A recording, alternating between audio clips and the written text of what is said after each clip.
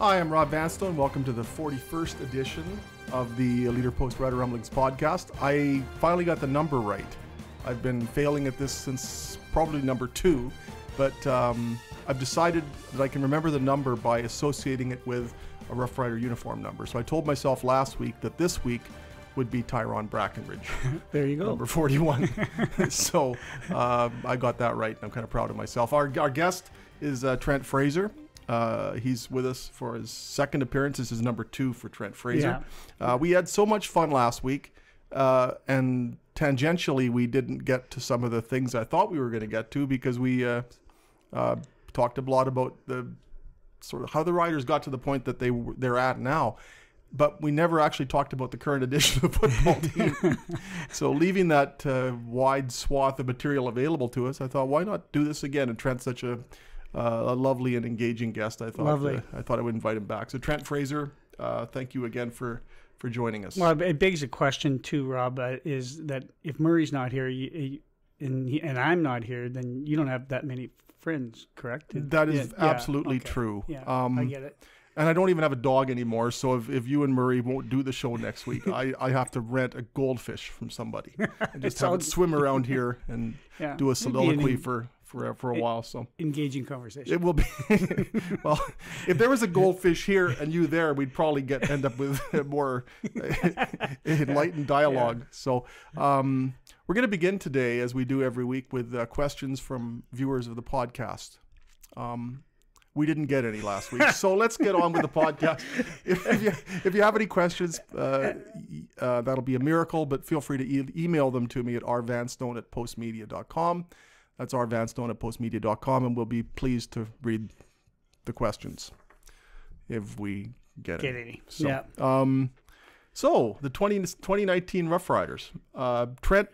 Trent's association with the team dates back to 2000, beginning of 2000 season to the end of 2014. Yes, so a very prosperous and influential 5-year 2004. Period. 2000. Did I say 2014? Yeah. 2004. A very influential 5 years in the history of the team, where things began to turn toward where they are now, or toward where I think the expectations now are for this team every year to be very good. I don't think the expectations were such. No. When you started and they were coming off a 3-win season, and you instantly improved them to 5. Yeah, that was well, Henry Burrs and helped, then 6, right? and then 8. Yeah, and it wasn't me. It was certainly we were on the business side, but as we spoke last week, Roy Shivers had a lot to do with that, and Bob Vespasiani, who's passed away now. But there were some good things that happened there. But you're right. The expectation level of any fan, in which I'm simply a fan now, is very high. We expect our Rough Riders to do well, and that's testimony to all the hard work that all those people did after us, like the Jim Hobsons of the world and the GMs that you saw after the fact, right? There was once a time when the ideal goal was just to get through the season and still have a franchise. Yeah, it was so perilous once upon a time. When I started, there was that old joke, and I'm sure most of your listeners have heard it, is if you go to Walmart and you leave 2 rider tickets on the windshield, when you come back, there's 4 rider tickets. but that's not the case anymore. People want to go to the games. Of course, we're still a huge draw for TSN across Canada. But there's nothing like being at Mosaic Stadium and actually seeing it in person. The interesting, we talked a lot about Roy Shivers' influence last week, and I can't recall if we discussed the trade in which he got Kerry Joseph and Darian Durant in one deal. We mentioned it. We mentioned that. And Roy set the table very well for the next regime, which proceeded to win a Grey Cup in year 1 post Shivers and Barrett.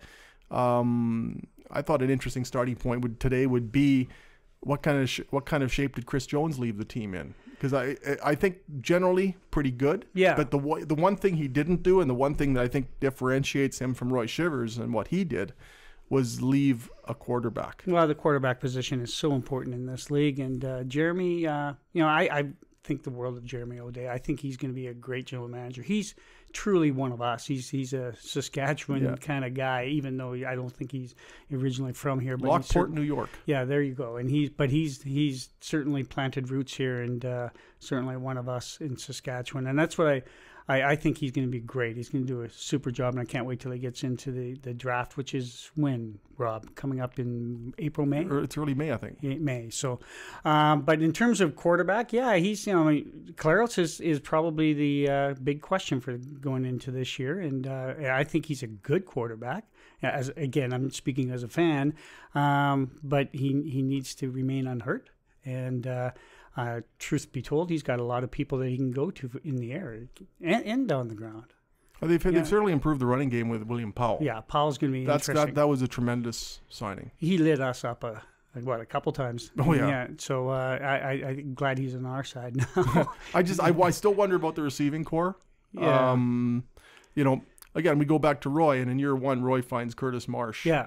Paul Jones has got to find a Curtis Marsh, maybe without some of the extracurricular stuff, but they could really use an addition like Curtis Marsh. Yeah, someone like that. Or trading for a guy like Travis Moore. They need a guy who can be a real linchpin of the passing attack. In 2017, we had, 3 receivers over 1,000 yards, and last year we didn't have one. So, part and parcel of that is because our quarterback wasn't there at all the games, but we had one. I believe our highest was closer to 800 yards, and you need guys that are over 1,000 yards catching the ball, and offense is everything. Our defense is strong. There's no doubt about it, and I think special teams we're fine. Our kicking game is very good. But really, it comes down to offense, and that's what people want to see. It's exciting to see our defense on there. They're great, right? Yeah. But I get more excited about the offense, to be honest. That was a real, because I've always been an offensive guy. Yeah. But insert punchline here. You want that one? Yeah. Or email your punchlines for that one to rvanstone@postmedia.com. We'll read them on next week's podcast.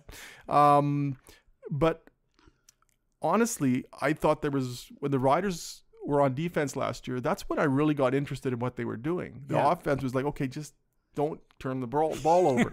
But when the defense was in the field, that's when you thought there was going to be some excitement. Yeah, but they were scoring. And they were scoring. They scored as many touchdowns on defense last year as they did through the air. Yeah. How does that happen in aerial 3-down football? Yeah. It's a testament to the defense and an indictment of the offense. So they brought back the offensive coordinator and they brought back the starting quarterback. They still haven't really done anything to make you think that the receiving core is going to be several levels above where it was last year. So what about Arsenal? Do you think he's going to make a difference? Mind you, he's hurt, right? He's hurting. If he can come back and be 80% of the player that he was in BC, that's a major addition, but that's still got to, I think, be considered a question mark, right? In light of the knee injury he had last September. But still, I look at that receiving core, and who is there that's going to rip up an opposing defense? Mm-hmm. And it's easy to look at the quarterback, and so much scrutiny is there's so much scrutiny on the quarterback. But what kind of weapons does he have when he passes? I still think that's a glaring deficiency on this football team. Truth be told, what I'm thinking, Rob, is if we can establish a run game, right? That'll free up some of the receivers, and Powell might be the one factor, followed up by what Thigpen would be next, right? And so they got a bit of a 1-2 punch on the running side. So hopefully that'll allow the receivers to have a little more room out there. And then realistically, the quarterback's got to get him the ball, right? Yeah. Get him the rock. Trey Mason was pretty good last year, and Cameron Marshall was pretty good when he was in there. But I don't think defense has ever had to be overly cognizant of the running game. Now they have to be. Exactly. What does that open up with play action? Yeah. Does that mean the defense is going to crowd the box with more people? Does that create more one-on-one matchups downfield? Sure. Does that create more time for the passer? And that's where William Powell can benefit the offense as a whole. Yes, agreed. I think he's a big pickup, and Jeremy's got his work cut out for him. There's no doubt. But everybody, I think all the people I hang with in terms of being fans, they see what we're seeing right now is that if we can shore up our offense, we're going to be fine. We're going to be contended. There's no doubt. But there's some teams in the West that are strong, right? And so much of that is based on quarterbacking. Yes, it is. But is that a fair way to evaluate a football team? If you look at the Grey Cup winners every year, and it's virtually guaranteed that if you win a Grey Cup, you're going to have a marquee quarterback. Mm-hmm. But it is not guaranteed. If you turn it around, it's not guaranteed that you're going to win a Grey Cup if you have a marquee quarterback. Mike Riley and the Edmonton Eskimos finished last year. And the Saskatchewan Roughriders, with all their quarterbacking woes, finished second. So, yeah, you are we making too big a deal of this quarterbacking thing? Well, it could be. It could be the Wayne Gretzky didn't win every year, did he? Right? And Connor McDavid right now. Yeah, exactly. So it's we probably are. But it's one glaring issue. I mean, being a quarterback in Saskatchewan is probably a whole lot of no fun. Because, you're scrutinized. You're in the bubble, right? And we care about our team. We care about winning. I remember when I was there, and of course, back in those days, winning was a great thing. But I said to Harold Smith, who was a coach at the time, and I said, Harold, just win at home. I mean, I don't even care if you don't win it away, but win at home, people go away feeling good, right? When the Riders do well, we as a province feel good about ourselves, and there's something to be said about that. It's amazing how much of a connection there is between the fortunes of the Rough Riders and the mood. I mean, the economy could be bad and the weather could be awful, but if the Rough Riders win, we're good. People are generally in a good mood. Absolutely, you bet. And but quarterbacking, you're right, is something. I mean, Johnny Manziel, he's not available, obviously. Realistically, there's a shortage of quarterbacks or good quarterbacks, and I'm not even sure why that is. Do you have any idea? Well, the NFL is struggling so much to find quarterbacks. And you look at some of the stiffs that are on NFL rosters now, and not just as backups, but as starters.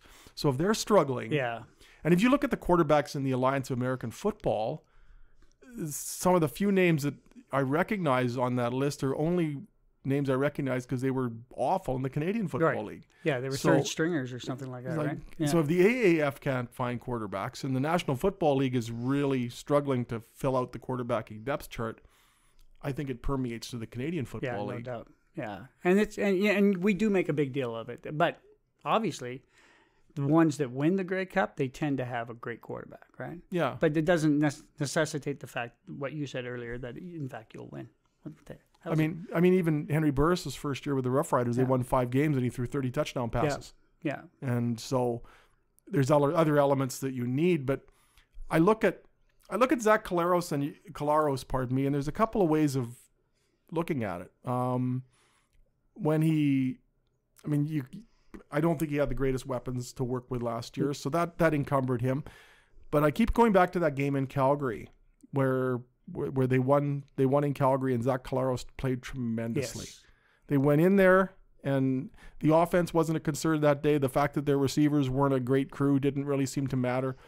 That was a real statement game for the Rough Riders, and for Zach Collaros. Yeah. And he never got a chance to have that kind of statement game in the playoffs because he wasn't there against Winnipeg. And had he been there, there's no doubt that they beat Winnipeg and go on to play Calgary again. And would Zach Collaros have had that same type of game the second time around in Calgary? But who knows? But you sure wonder, based upon that, if you're looking at the upside of Zach Collaros, they went into Calgary, which has been a very forbidding place over the years, at least in the regular season, and won with him quarterbacking and playing tremendously, not just being a caretaker, but impacting the game. So we've seen what he can do. And honestly, he just needs to replicate that game in, game out. No pressure. No pressure at all. No, I'm looking forward to the season. It's going to be interesting, Rob. It's, the league's in pretty good shape. I mean, there's going to be some tough competition in the West. There's no doubt about it. And with Riley going to BC looks good from what I can see. And again, I have the fan perspective. I'm not an expert by any means, but the teams that in the West are always strong. What about the East? What do you think that's going on there? Well, I think you can pretty much concede a division title to Hamilton. Mm-hmm. Yeah.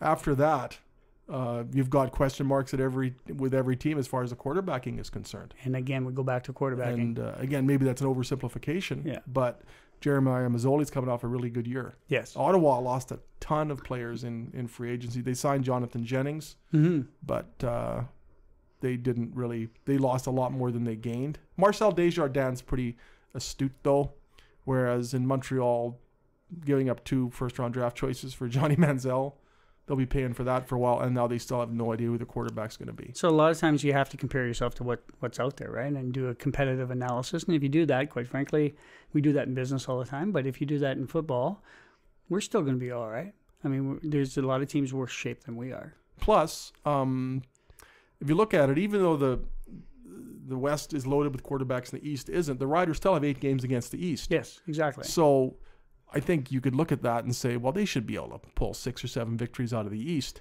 And then if you get 2 or 3 out of the West, you're 10-8, and then you're in a pretty good position. Exactly. And again, it comes down to all 3 sides of the ball clicking at once, right? And that happened a couple of times last year, but I mean, realistically, we need to have more. Our defense is good. We just determined our special teams is fine. It's really the offense that really needs to get it going.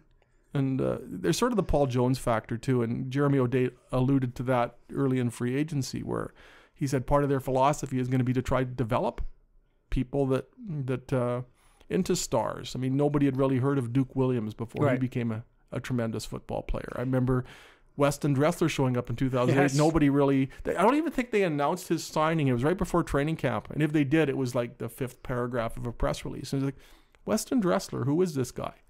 Well, you get your Andy Fantuzas who come in, and they've got the billing because of the collegiate credentials, and everybody knew what he was all about. But Weston Dressler came in just quietly. Chris Getzlaff was a 5th-round draft pick by Hamilton, and look at the player he became.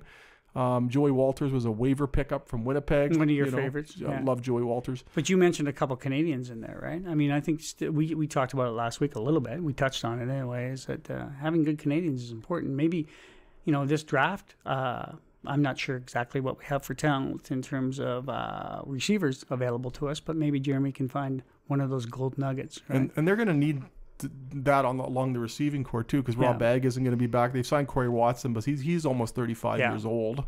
There's a Jake Hardy for the 2nd straight year. He's blown a knee and won't be able to play. So they're going to have to, unless Mitch Picton can really develop. Yes, actually, I'm glad you mentioned that. I'm really intrigued by him. Yeah, and he's definitely coming to camp. So when's camp start, Rob? It starts May. I'm thinking 18th. Yeah, so right after the draft. Right? Yeah. Okay, that's in Saskatoon again. And, it's interesting. They do such a wonderful job of it in Saskatoon at Griffith Stadium. And but it gets the whole province excited about football again, for sure. Especially now we're into March, so we can say, okay, 2.5 months from now, the Riders are having training camp. So maybe that can make us feel a little bit better about the conditions. Yeah, well, exactly. It's hard to imagine anything other than sled dog racing, considering these temperatures. So yeah, we're getting. It's funny though. It can be -40 with a wind howling. We're still talking Rough Rider football, aren't we? It's amazing. Yeah. I remember it used to be more of an off-season thing. Where the off-season used to be a little different. It wasn't. It was before free agency went crazy, and there were a lot of newspapers that used to assign their football writer to cover curling during the off-season because they didn't think the off-season would be that newsworthy. But now it's a 12-month-a-year proposition. Yeah. We initially were going to discontinue the podcast after your first appearance, actually. Which makes sense to me. Cut. After the football season, we were going to discontinue it, and it somehow developed a following, as you can tell by all the questions that I've been inundated with. So we decided to continue it not only during the off season, but on a weekly basis during the off season.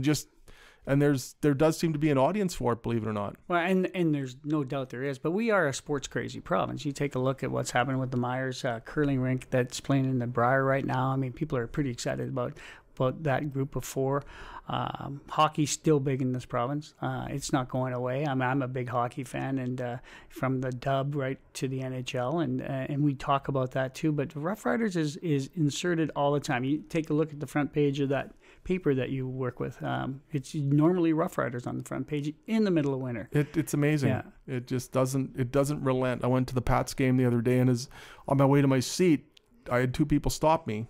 Not with summonses or anything, but subpoenas. They both subpoenas, restraining orders, and they both of them want to know about the Rough Riders. So here I'm at a Pats game. Yeah. You'd think it would be a sort of a hermetically sealed hockey environment, and people want to talk football. Yeah, they're sports people, right? Or at the gym. I mean, somebody always wants to talk football. They ask me, why did you swallow that football? What happened to your stomach? So.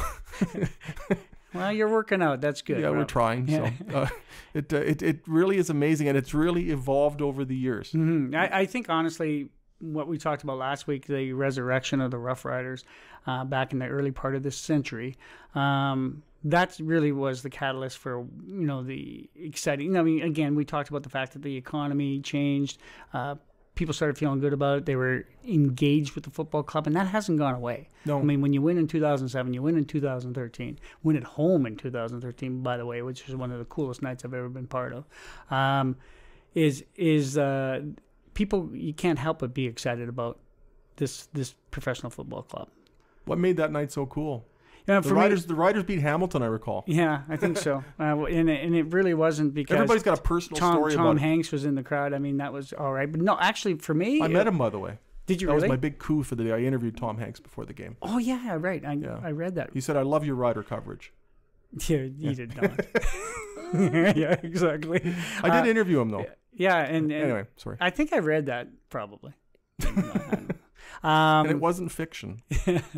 What made that night so special? I was there with my youngest son, who was, and still to this day. He's 97. He's right? 97. Oh, you're a dick. So that's as much as I could go to swearing, right? You're a dick. Yeah. So he's a huge football fan, and always he was coming to games with me all the time, and I was with him, I think, and he was excited. We were hanging, like, it was at Taylor Field, so we were with our group of people that we've always been with. You know how you know everybody in and around you, and I think that's what made it cool, is because we were at home. And after we did the walk downtown, it was a neat evening, and something I'll never forget. Yeah, because it was interesting for me, because I started to try and imagine what it would have been like if I was one of those people in the stands, and I envied every one of them. Yeah. You know, I had a job to do. As much as I have a fake job, I still had some responsibilities that day. And I remember looking out and thinking, all these people, growing up, I dreamed of this. Yeah. You know, what would it be like to be in the stands? And then suddenly I got an inkling of it, because it wasn't long after the Corey Sheets run for a first down on 2nd and 19. Yeah. And that was kind of the clincher, it seemed. And over the last 5 minutes, my phone started going crazy. And none of the text messages or anything were work related. It was my wife in the stands telling me what it was like. She'd gone to Calgary for the game in 2009. So, and a lot of people did. So, you know, she'd seen that, and then she sees the Riders win at home. My friend Lori from Vancouver had flown in from the game, and she's texting me, telling me how amazing it is. My sister went with my nieces, and I'm getting messages from her. Yeah.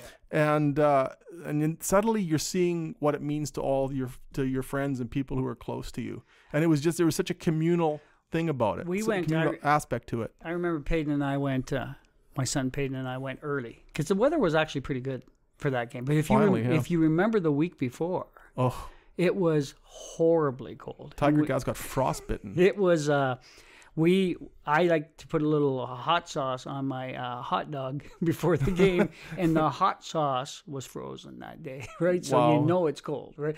But it was an extreme change in weather, and what was great is it was perfect, right? I mean, it was perfect. Yeah, and every bit of it was perfect, and you can't write. You're not a bad writer, but you couldn't write stuff like that.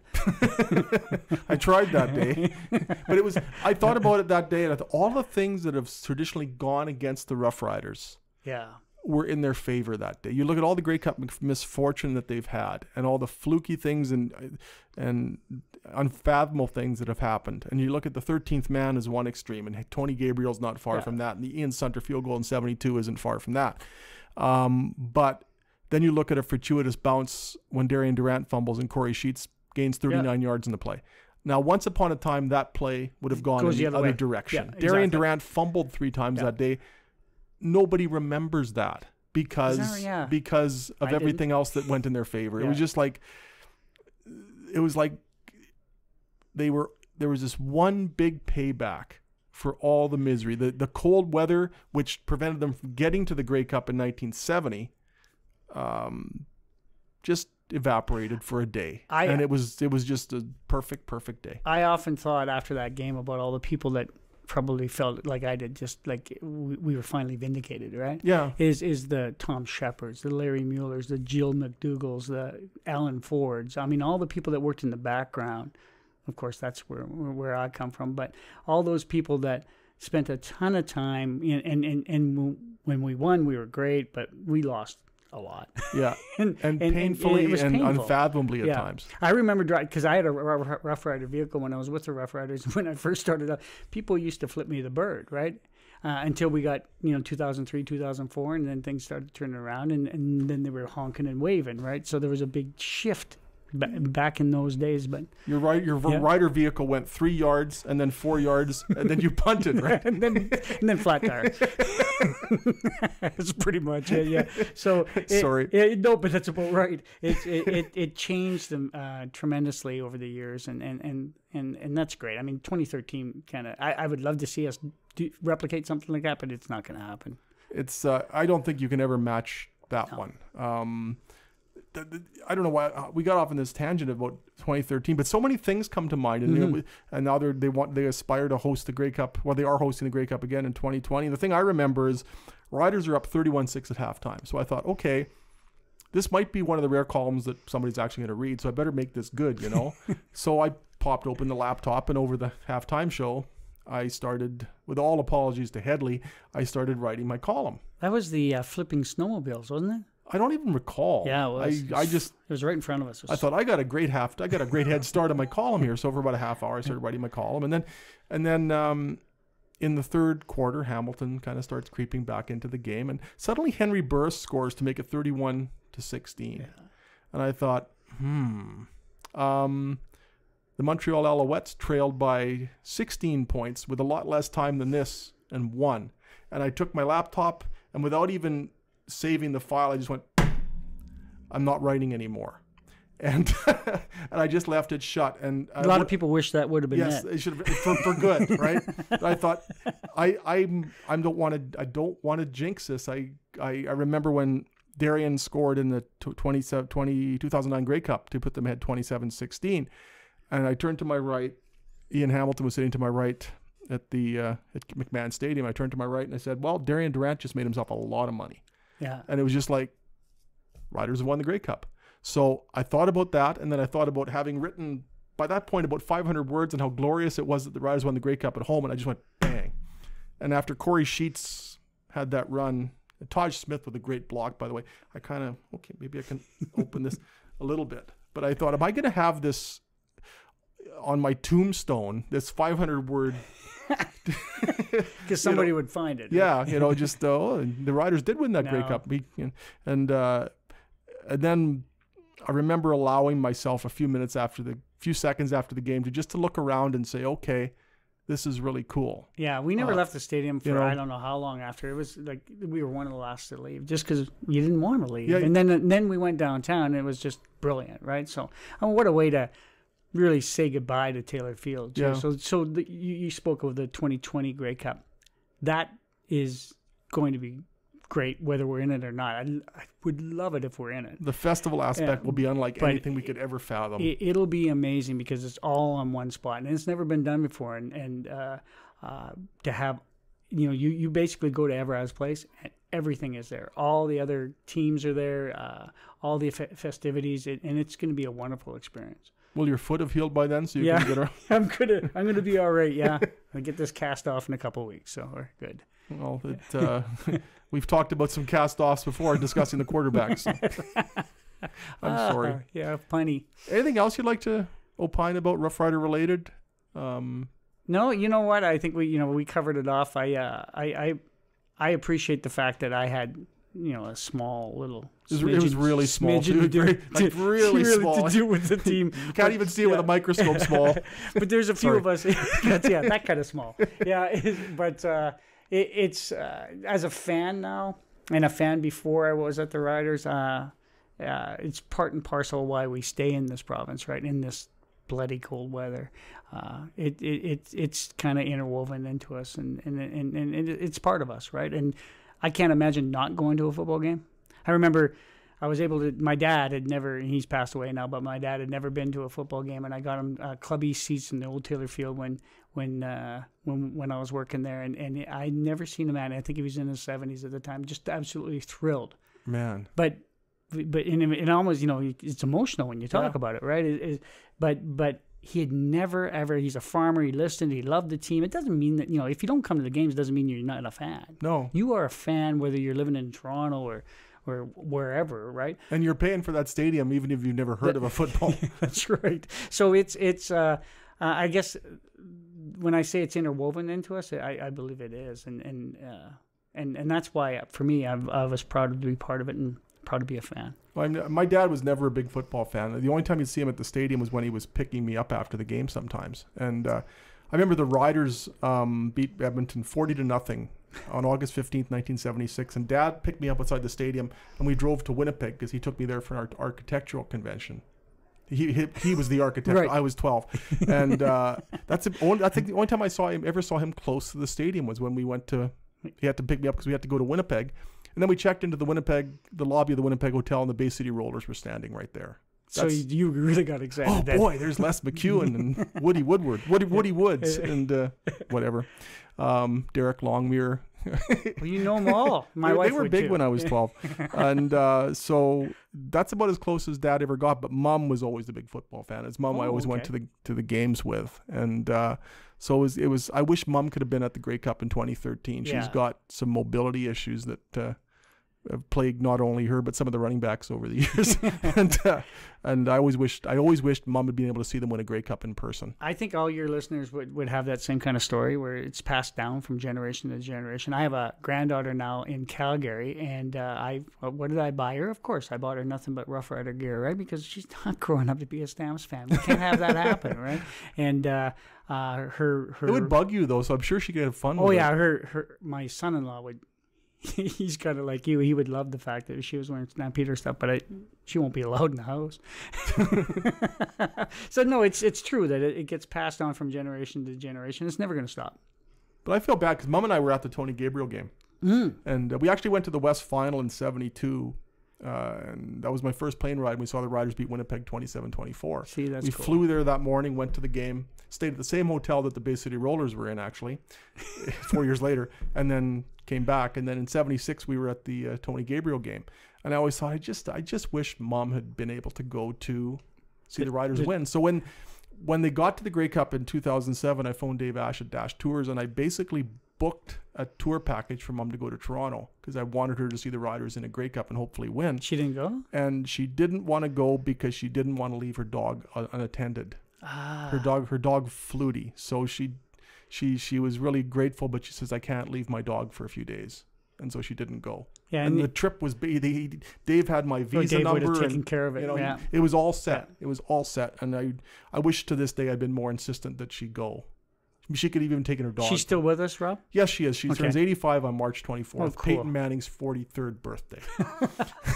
There you go. Peyton's a good name, I understand. So she watched the game, though, in 2013. Oh, yeah. So you talked about it. Yeah, we talked about it. And, my sister was there, so there was a nice family representation. But I always wish...